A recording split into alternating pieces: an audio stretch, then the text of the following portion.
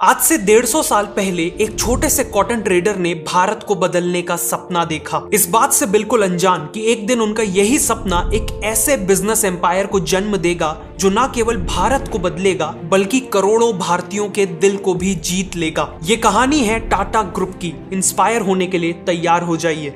Year 1839 Jamshedji Tata का जन्म होता है। 1858 में जमशेद जी अपनी एजुकेशन कंप्लीट करते हैं और अपने फादर के साथ मिलकर कॉटन ट्रेडिंग का बिजनेस करने लगते हैं। अगले 10 सालों में कई मुश्किलों के बावजूद उनका बिजनेस काफी बड़ा बन जाता है। लेकिन जमशेद जी केवल कॉटन को ट्रेड करके सेटिस्फाइड नहीं थे, वो खुद कॉटन से क्लोथ्स मैन्युफैक्चर करना चाहते थे। इसीलिए 1877 में उन्होंने नागपुर में एम्प्रेस मिल को सेटअप किया और मैन्युफैक्चरिंग चालू की। लेकिन एक प्रॉब्लम थी, वहां के वर्कर्स अपने काम के लिए ज्यादा सीरियस नहीं थे। ऑलमोस्ट हर दिन 20% वर्कर्स एब्सेंट हो जाते थे, हफ्तों की छुट्टी लेते थे और ज्यादा देर तक काम नहीं कर पाते थे। जमशेद जी ने इसके लिए एक इनोवेटिव सॉल्यूशन निकाला। उन्होंने वर्कर्स के लिए प्रोविडेंट फंड की स्कीम लॉन्च की। मतलब अब वर्कर्स को रिटायरमेंट के बाद पेंशन मिलने वाली थी। दूसरा, उन्होंने वर्कर्स का मेडिकल इंश्योरेंस करवाया और फाइनली फैमिली डेज और स्पोर्ट्स डेज जैसे इवेंट्स ऑर्गेनाइज करवाए। इन्हीं इवेंट्स में अच्छा परफॉर्म करने वाले वर्कर्स को सबके सामने रिवॉर्ड भी किया जाता था। इन सभी इनिशिएटिव से वर्कर्स काफी वैल्यूड फील करने लगे, जिससे उनकी अटेंडेंस और परफॉर्मेंस दोनों काफी इंप्रूव हुई। इनमें से कई स्कीम्स इतनी फ्यूचरिस्टिक थी कि पूरी दुनिया में इन्हें तब तक किसी ने इंप्लीमेंट नहीं किया था।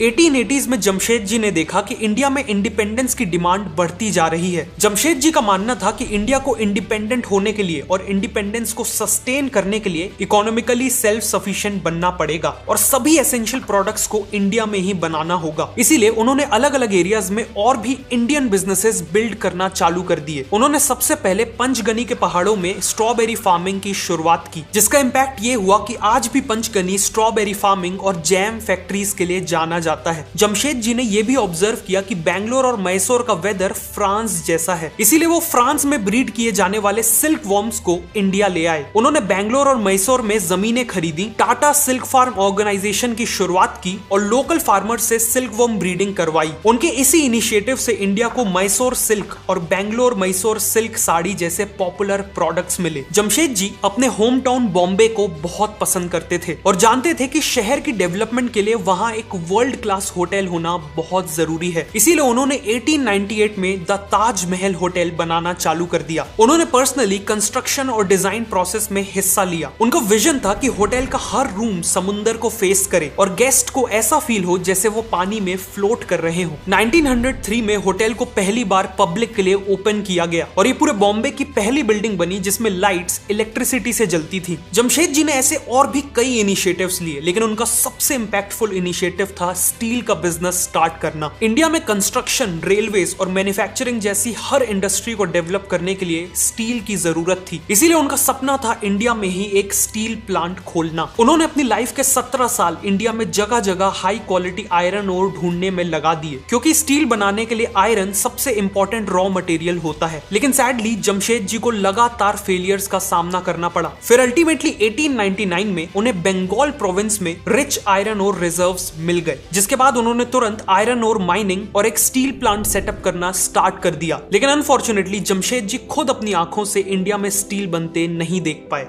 क्योंकि 1904 में 65 की एज में उन्होंने अपनी आखिरी सांसें ली। जमशेद जी का विजन और उनके ड्रीम्स इतने ग्रैंड थे कि उनके जीते जी उन सब का पूरा होना पॉसिबल नहीं था। इसीलिए उनके बाकी सभी ड्रीम्स को पूरा करने की रिस्पॉन्सिबिलिटी ली उनके बेटे दोराबजी टाटा ने। जमशेद जी का मानना था कि इंडिया साइंटिफिक रिसर्च और एजुकेशन में वेस्टर्न कंट्रीज से बहुत पीछे है। वो इंडिया में एक ऐसा इंस्टीट्यूशन एस्टेब्लिश करना चाहते थे जो यहाँ वर्ल्ड क्लास रिसर्चर्स और साइंटिस्ट्स प्रोड्यूस करे। इसीलिए दोराबजी टाटा ने मैसूर के महाराजा की मदद ली और 1909 में बैंगलोर में इंडियन इंस्टीट्यूट ऑफ साइंसेज को एस्टैब्लिश किया। Nobel laureate CV Raman IISc के फर्स्ट डायरेक्टर बने। आगे चल के IISc ने इंडिया के फर्स्ट सुपर कंप्यूटर परम और इंडिया के फर्स्ट इंडिजीनियस एयरक्राफ्ट द हंसा के डेवलपमेंट में इंपॉर्टेंट कॉन्ट्रीब्यूशंस किए। जिस तरह IISc ने ऐसे वर्ल्ड क्लास साइंटिस्ट और रिसर्चर्स को बनाया जिन्होंने इंडिया को बदला, उसी तरह इंडिया को आज ऐसे बिजनेस लीडर्स चाहिए जो बिजनेसेस बिल्ड करके देश की इकोनॉमी को नेक्स्ट लेवल पे ले जा सके। और इन्हीं बिजनेस लीडर्स को बनाने के लिए इंडिया में रिसेंटली एक इनोवेटिव बिजनेस स्कूल खुला है। एक ऐसा बिजनेस स्कूल जहां स्टूडेंट्स को ऐसे CXOs और बिजनेस लीडर्स पढ़ाएंगे जिन्होंने खुद उबर और मिंत्रा जैसी कंपनीज के लिए हजारों करोड़ों का बिजनेस बनाया है। मैं बात कर रहा हूं स्केलर स्कूल ऑफ बिजनेस के 18 मंथ के post graduate programme in management and tech की। यहाँ स्टूडेंट्स को ऐसे रियल वर्ल्ड प्रोजेक्ट्स में काम करना होगा जो खुद रियल कंपनी से सोर्स किए जाएंगे। अपना खुद का बिजनेस बिल्ड करना यहाँ करिकुलम का पार्ट होगा। प्लस अपने बिजनेस को VCs के सामने पिच करके फंड रेजिंग अपॉर्चुनिटी भी मिलेगी। स्केलर पिछले 7 सालों से एजुकेशन इंडस्ट्री में है और इसीलिए उनके पास ऑलरेडी 1200 से ज्यादा प्लेसमेंट पार्टनर्स हैं। ये ऐसी चीज है जो कोई और बिजनेस स्कूल अभी ऑफर नहीं कर रहा। आपको इन पार्टनर्स के साथ लीडरशिप पोजीशंस पे प्लेस होने की अपॉर्चुनिटी मिलेगी और 3 मंथ्स की मैंडेटरी इंटर्नशिप तो है ही। स्केलर ने अपने ऑनलाइन प्रोग्राम्स में 96% प्लेसमेंट रेट अचीव किया है और मीडियन CTC 25 lakhs का है। Currently Scaler School of Business early सितंबर में स्टार्ट होने वाले अपने फाउंडिंग कोहॉर्ट के लिए केवल 75 स्टूडेंट्स को हैंड पिक करने वाले हैं। बेस्ट पार्ट इज कि आपको अभी अप्लाई करने पर अप टू 100% की स्कॉलरशिप भी मिल सकती है। तो अभी डिस्क्रिप्शन या कमेंट सेक्शन में दिए हुए लिंक से स्केलर स्कूल ऑफ बिजनेस के लिए अप्लाई करिए।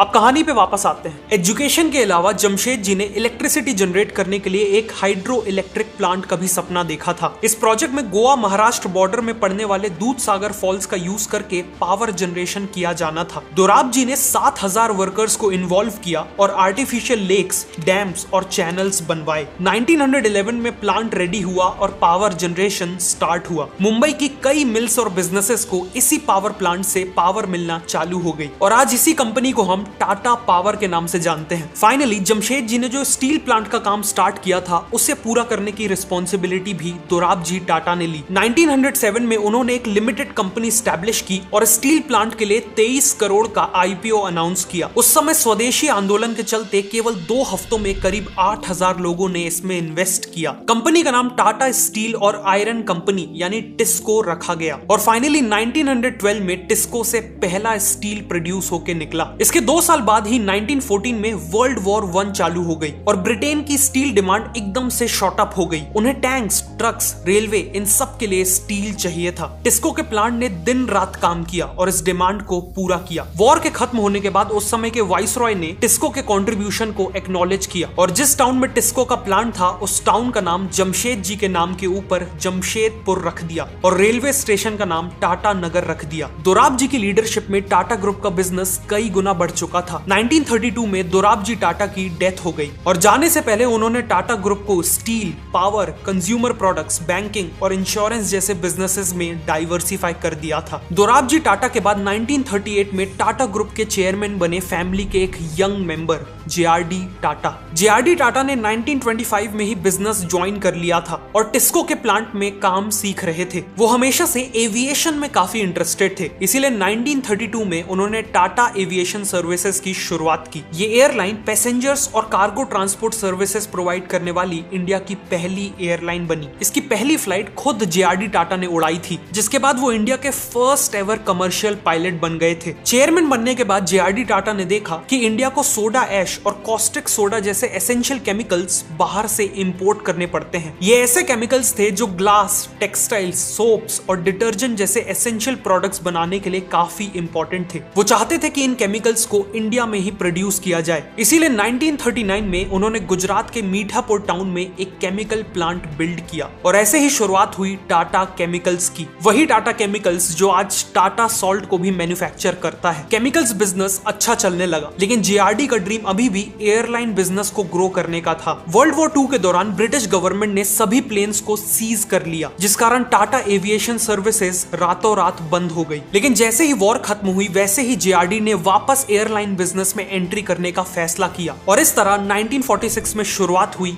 एयर इंडिया की। एयर इंडिया की क्रू को उनकी वार्म और अटेंटिव सर्विसेज के लिए जाना जाता था। उनकी फ्लाइट का फूड, क्लीनलीनेस और इन फ्लाइट एंटरटेनमेंट सब कुछ टॉप क्लास था। इवन इनका मैस्कॉट एक महाराजा था जो एयरलाइन की इंडियन हॉस्पिटैलिटी और रॉयल स्टैंडर्ड्स को दर्शाता था। साथ ही साथ एयर इंडिया हमेशा टाइम शेड्यूल के हिसाब से चलती थी। इन सब के कारण न केवल इंडिया में बल्कि इंटरनेशनली भी एयर इंडिया को one of the best airline के तौर पे जाना जाता था। एयर इंडिया को JRD अपने चाइल्ड की तरह ग्रो कर रहे थे, लेकिन फिर कुछ ऐसा हुआ जिसने इसी एयर इंडिया को उनसे एक झटके में छीन छीन लिया। इंडिपेंडेंस के बाद इंडियन गवर्नमेंट ने सोशलिस्ट इकोनॉमिक मॉडल को अपनाया था, जिसका मानना था कि देश की इंपॉर्टेंट इंडस्ट्रीज जैसे ट्रांसपोर्टेशन गवर्नमेंट के कंट्रोल में होनी चाहिए, ताकि ये इंडस्ट्रीज प्रॉफिट से ज्यादा पब्लिक की सर्विस पे फोकस करें। और इसीलिए 1953 में एयर इंडिया को नेशनलाइज यानी गवर्नमेंट के कंट्रोल में ले लिया गया। नेशनलाइजेशन के बाद एयर इंडिया का एक ट्रैजिक डिक्लाइन चालू हो गया। सर्विस, पंक्चुअलिटी और सेफ्टी नेगेटिवली इंपैक्ट हुई, जिससे अल्टीमेटली एयर इंडिया ने अपना एक वर्ल्ड क्लास एयरलाइन का स्टेटस खो दिया। लेकिन एयर इंडिया के सेटबैक के बाद भी जेआरडी टाटा ने टाटा ग्रुप को ग्रो करने में कोई कसर नहीं छोड़ी। उन्होंने देखा कि इंडिपेंडेंस के बाद भी देश में कोई भी इंडियन कॉस्मेटिक्स ब्रांड नहीं है, इसीलिए उन्होंने लैक्मे की शुरुआत की। लैक्मे एक फ्रेंच वर्ड है जिसका मतलब हिंदी में लक्ष्मी होता है। जेआरडी ने डेलिबरेटली इस ब्रांड को एक इंडियन नाम नहीं दिया। उन्हें पता था कि इंडियन वुमेन फॉरेन ब्रांड से ऑब्सेस्ड थी और फॉरेन ब्रांड्स को ही हाई क्वालिटी मानती थी, इसीलिए लैक्मे नाम देकर उन्होंने इस कॉस्मेटिक्स ब्रांड को इंटरनेशनल लेवल की एस्पिरेशनल वैल्यू दी। लेकिन रियलिटी में लैक्मे का मतलब अभी भी इंडिया से डीपली कनेक्टेड था। इसके अलावा जेआरडी ने जमशेदपुर में एक रेलवे इंजन्स बनाने वाली फैक्ट्री को खरीद लिया और शुरुआत की Tata locomotive and engineering company limited की, जिसे बाद में टेल्को कर दिया गया। इनिशियली टेल्को केवल रेलवेज के लिए स्टीम इंजन्स बनाती थी, लेकिन जेआरडी ने जल्द ही ट्रक मैन्युफैक्चरिंग में एक्सपैंड कर दिया। उन्होंने टाटा 407 ट्रक लॉन्च किया, जो अपने स्लिम और स्ट्रॉन्ग डिजाइन के लिए काफी पॉपुलर हो गए और इंटरनेशनल ब्रांड्स को बीट करते हुए इसने 70% मार्केट शेयर कैप्चर कर लिया। इंजन्स और ट्रक्स बनाने वाली इसी टेल्को कंपनी को आज हम सब टाटा मोटर्स के नाम से जानते हैं। बिजनेस के अलावा जेआरडी टाटा ने इंडिया को उसके सबसे कठिन वक्त में हेल्प की। 1962 की इंडो चाइना वॉर और 1965 की इंडो पाक वॉर के दौरान उन्होंने गवर्नमेंट को हर तरह के सपोर्ट का अश्योरेंस दिया। उन्होंने टाटा के इंजीनियर्स को दिल्ली भेजा ताकि वो देश को मिलिट्री इक्विपमेंट की मैन्युफैक्चरिंग में हेल्प कर सके। उन्होंने अपने एयर इंडिया का एक्सपीरियंस यूज किया और इंडियन एयरफोर्स के लिए 10 ईयर डिफेंस प्रिपेयर्डनेस प्लान भी बनाया। इस रिपोर्ट में सिग्नलिंग इक्विपमेंट, रेडार और स्पेयर पार्ट्स की रिक्वायरमेंट्स इंक्लूडेड थी। गवर्नमेंट और इंडियन एयरफोर्स को इस रिपोर्ट से बहुत मदद मिली। जेआरडी टाटा की इन्हीं कॉन्ट्रीब्यूशंस को देखते हुए प्रेसिडेंट ऑफ इंडिया ने उन्हें इंडियन एयरफोर्स में ऑनररी एयर कॉमोडोर की पोस्टिंग भी दी थी। 1991 तक जेआरडी टाटा ने टाटा ग्रुप की कंपनीज का नंबर 84 तक पहुंचा दिया था। 24,000 करोड़ का रेवेन्यू था और 2,70,000 एम्प्लॉइज थे। लेकिन अब 87 की एज में समय आ चुका था कि वो टाटा ग्रुप की कमान किसी और को सौंप दे। इसीलिए जेआरडी टाटा ने नए चेयरमैन के तौर पे टाटा फैमिली के एक प्रॉमिसिंग मेंबर को चुना और ये नए चेयरमैन थे सर रतन टाटा।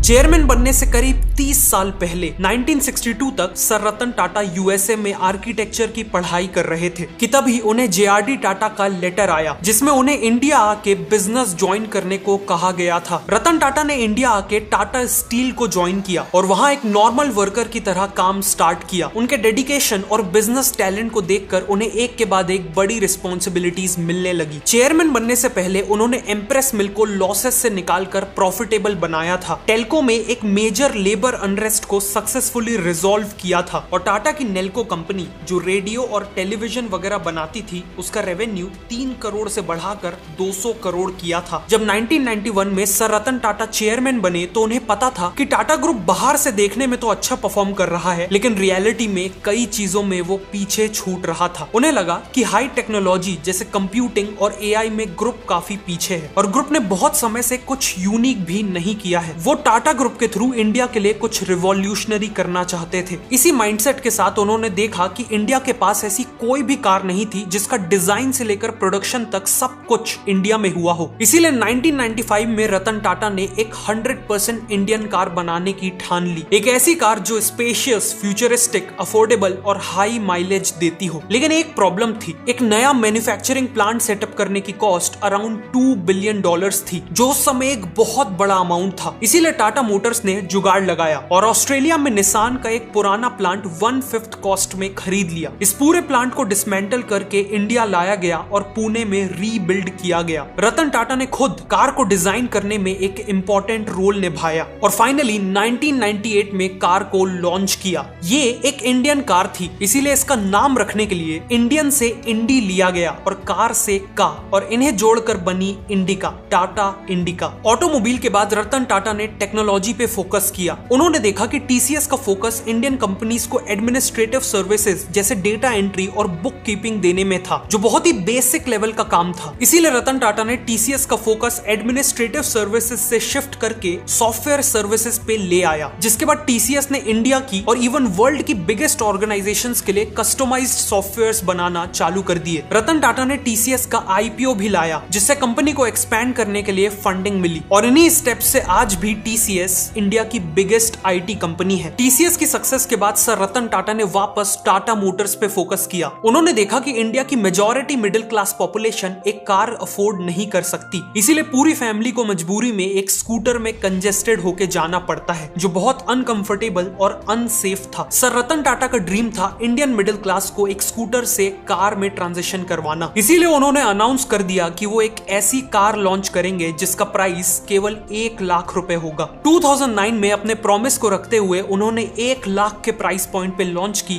टाटा नैनो, लेकिन अनफॉर्चुनेटली नैनो एक फेलियर साबित हुई। नैनो का सबसे बड़ा एडवांटेज था उसका सस्ता प्राइस, पर यही उसका सबसे बड़ा डिसएडवांटेज बन गया। इंडिया में लोग कार को एक स्टेटस सिंबल की तरह देखते हैं, जिसके पास एक कार होती है उसे सक्सेसफुल माना जाता है, लेकिन नैनो के सस्ते प्राइस और उसके डिजाइन के कारण लोगों ने उसे world's cheapest car, match box और इवन कवर्ड ऑटो रिक्शा की तरह ब्रांड कर दिया। जहां दूसरे कार ओनर्स अपनी कार के कारण प्राउड फील करते थे, वहीं नैनो के ओनर्स अपनी कार के कारण एम्बैरेस्ड फील करते थे, और इसीलिए नैनो एक फेलियर साबित हुई। लेकिन टाटा मोटर्स ने इस फेलियर से कंज्यूमर बिहेवियर के बारे में बहुत कुछ सीखा, जो आज उनकी लाइनअप में देखा भी जा सकता है। आज टाटा मोटर्स टाटा ग्रुप की सबसे ज्यादा रेवेन्यू कमाने वाली कंपनी बन चुकी है। Finally sir Ratan Tata deeply चाहते थे कि इंडिया की कंपनीज को केवल इंडिया नहीं बल्कि पूरे वर्ल्ड में बिजनेस करना चाहिए, और इसीलिए फॉरेन मार्केट्स में एक्सपैंड करने के लिए उन्होंने एक के बाद एक फॉरेन ब्रांड्स को अक्वायर करना चालू कर दिया। जैसे टाटा मोटर्स को ग्लोबल लग्जरी मार्केट में एक्सपैंड करने के लिए उन्होंने जैक्वार और लैंड रोवर को अक्वायर कर लिया। ग्लोबल टी और कॉफी मार्केट में एक्सपैंड करने के लिए ब्रिटिश ब्रांड टेटली और यूएस ब्रांड 8 o'clock कॉफी को अक्वायर कर लिया। सिमिलरली टाटा की हर मेजर कंपनी जैसे Tata steel, TCS, Tata chemicals और आईएचसीएल ने भी एक्विजिशंस किए, और आज इन्हीं डिसीजंस के कारण टाटा ग्रुप का आधे से ज्यादा रेवेन्यू इंडिया के बाहर से आता है। सर रतन टाटा की लीडरशिप में टाटा ग्रुप ने जो अचीव किया उसकी लिस्ट बहुत लंबी है, चाहे वो टाइटन द्वारा वर्ल्ड की स्लिमेस्ट वॉच बनाना हो, टीसीएस का वर्ल्ड का one of the most powerful super computer बनाना हो, या फिर टाटा स्काई को लॉन्च करके टेलीविजन मार्केट को डिसरप्ट करना हो। ऑलमोस्ट हर एरिया में टाटा ग्रुप ने सक्सेस हासिल की। सर रतन टाटा का कहना है कि अगर तेज चलना है तो अकेले चलो, लेकिन अगर दूर तक चलना है तो सबको साथ लेके चलो। टाटा ग्रुप ने हमेशा इसी फिलॉसफी के साथ बिजनेस किया है। एक तरफ बड़ी बड़ी कंपनीज बनाई है, तो वहीं दूसरी तरफ स्कूल्स, कॉलेजेस और हॉस्पिटल्स भी बनाए हैं। टाटा ग्रुप हमेशा अपने इन्वेस्टर्स, अपने एम्प्लॉइज, अपने कस्टमर्स और अल्टीमेटली अपने देश को साथ लेकर चला है, और इसीलिए आज उन्हें जितनी भी सक्सेस मिली है उससे कई गुना ज्यादा लोगों की रिस्पेक्ट मिलती है। ये कहानी थी टाटा ग्रुप की। अगर आपको ये वीडियो अच्छा लगा तो मैं रिकमेंड करूंगा कि आप नेक्स्ट इस वीडियो को देखें।